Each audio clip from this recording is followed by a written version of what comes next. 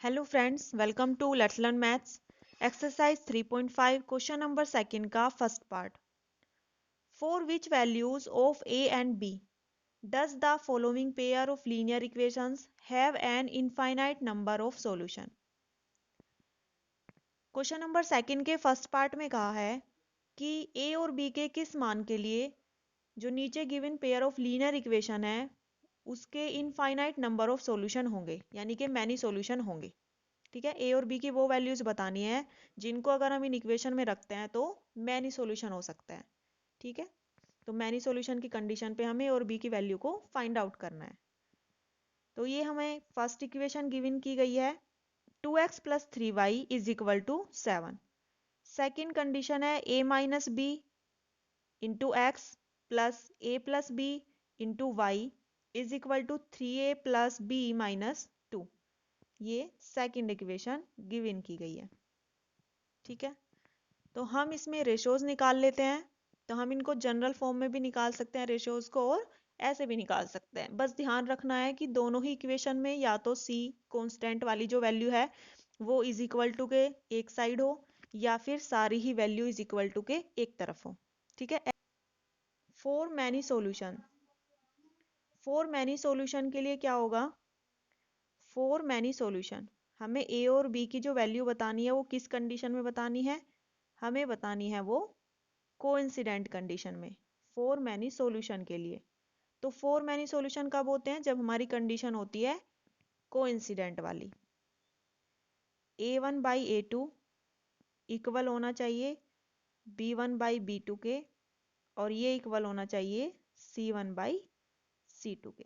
ये कंडीशन है हमारी किसकी, कोइंसिडेंट की, कोइंसिडेंट की। तो ए और बी की अगर हमें मैनी सॉल्यूशन निकालना है तो हमें इन रेशोज को इक्वल रखना होगा। तो हम इनको इक्वल रख देते हैं। तो ए वन और ए टू की वैल्यू, तो ए वन की वैल्यू है 2 और ए टू की वैल्यू है A minus B. Next page पे रख लेते हैं हम।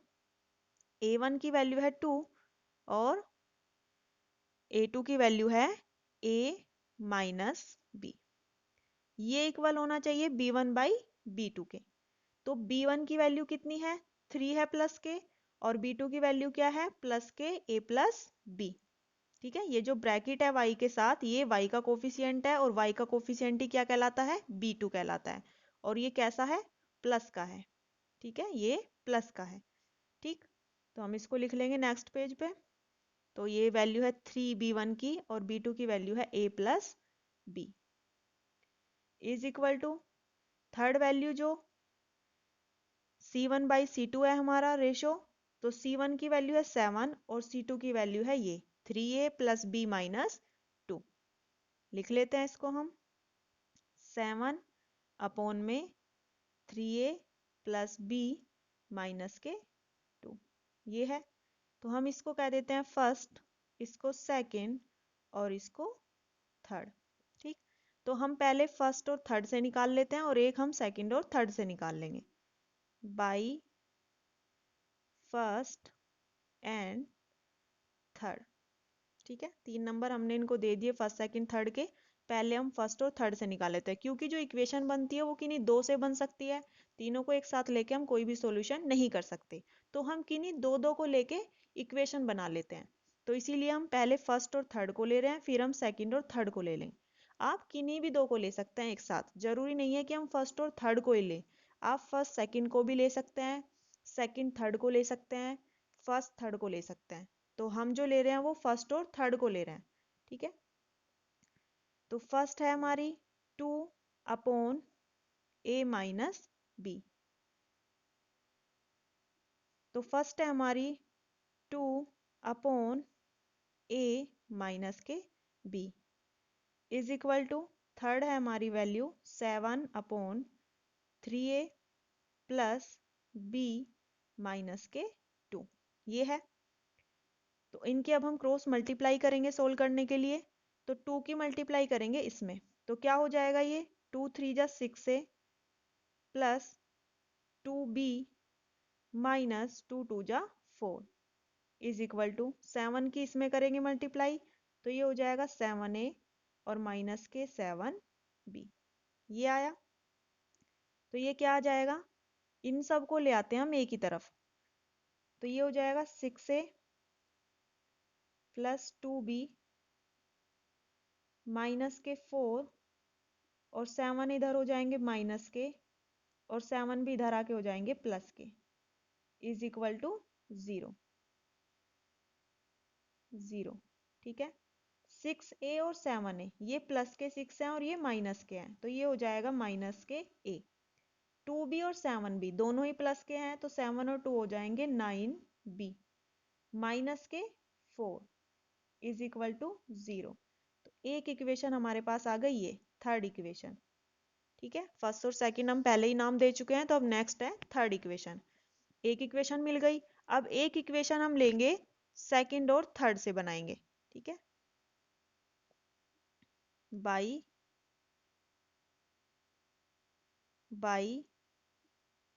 Second and third.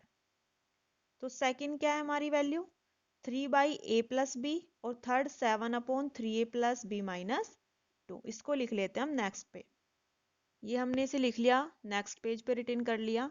अब हम इनकी क्रॉस मल्टीप्लाई करेंगे, तो 3 की मल्टीप्लाई करेंगे इसमें, तो क्या हो जाएगा 3 3 जा 9a और प्लस में 3b और माइनस के 3 2 जा 6 is equal to 7a plus 7b। ठीक है, तो इन सबको ले आएंगे एक तरफ, तो ये 9a प्लस 3b माइनस के 6 माइनस 7a और प्लस के 7b भी इधर आके हो जाएंगे माइनस के 7b is equal to 0। 9a और 7a, 9a प्लस के हैं 7a माइनस के हैं, तो ये बचेंगे 2a। 3b और 7b, 3b प्लस के हैं 7b माइनस के हैं, तो ये बचेंगे माइनस के 4b minus 6 is equal to 0। 2 इसमें से कॉमन आ जाएगा, a यहाँ बचेगा 2b और यहाँ बचेगा 3 इज इक्वल टू 0। 2 इधर चला जाएगा 0 की तरफ, तो ये भी क्या हो जाएगा 0। तो इक्वेशन क्या बचेगी a minus 2b minus 3 is equal to 0। Equation 4। दो इक्वेशन हमें मिल गई हैं। अब हम इन दोनों इक्वेशन को सोल्व करके a और b की वैल्यू को फाइंड आउट कर लेंगे। ठीक है, तो इन दोनों इक्वेशन को हम एक साथ लिख लेते हैं। दोनों इक्वेशन को लिख लिया हमने एक साथ। अब हम इनको सोल्व करेंगे, तो सोल्व करेंगे हम। क्वेश्चन में ये नहीं कहा है क्रॉस मल्टीप्लिकेशन से ही करना है, बट ये एक्सरसाइज क्रॉस मल्टीप्लिकेशन मेथड पे ही बेस्ड है, तो हम इसको क्रॉस मल्टीप्लिकेशन मेथड से ही सोल्व करेंगे। ठीक है, तो सोल्व करने के लिए क्या करेंगे कि इक्वेशन जिस वेरिएबल में होती है वही ऊपर रखे जाते हैं, तो इसमें एक्स वाई की जगह पे वेरिएबल है ए और बी, तो हम रखेंगे a अपॉन में is equal to B upon में और इज इक्वल टू में कांस्टेंट वाली वैल्यू के लिए 1। तो a के अपॉन में जब हमें वैल्यू रखनी है, तो हम a वाले वेरिएबल के को क्या करेंगे हाइड कर लेंगे, फिंगर रख के या पेन रख के या हाथ रख के हाइड कर लेंगे। तो हमें केवल ये दो वैल्यूज दिखाई देंगी इक्वेशन में। कौन कौन सी, हमें दिखेगा 9b माइनस के 4 इज इक्वल टू 0। दूसरी होगी माइनस के 2b माइनस के 3 इज इक्वल टू 0, ये दिखाई देगी इक्वेशन। तो हम a के जब अपॉन में रखेंगे, तो पहले ये क्रॉस मल्टीप्लाई करते हैं। ठीक है, तो यहाँ पे 9 है और ये है माइनस के 3, 9 इंटू माइनस के 3। इसमें से माइनस करेंगे हम किसको, ये वाली क्रॉस मल्टीप्लाई, तो इसमें माइनस के 2 हैं और ये माइनस के 4 हैं, माइनस के 2 और इनटू में माइनस के 4 हैं। अब हम चलेंगे b के अपॉन में, तो हम इसको यहाँ से इरेज कर देते हैं।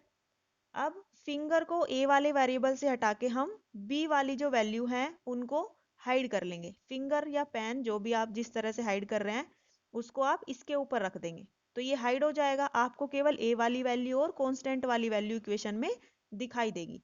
तो कैसे दिखाई देगी, केवल इधर दिखाई देंगी a और ये -4 इज इक्वल टू 0, और दूसरी इक्वेशन में क्या दिखेगा a और माइनस के 3, क्योंकि आपने y वाली वैल्यू को हाइड कर लिया।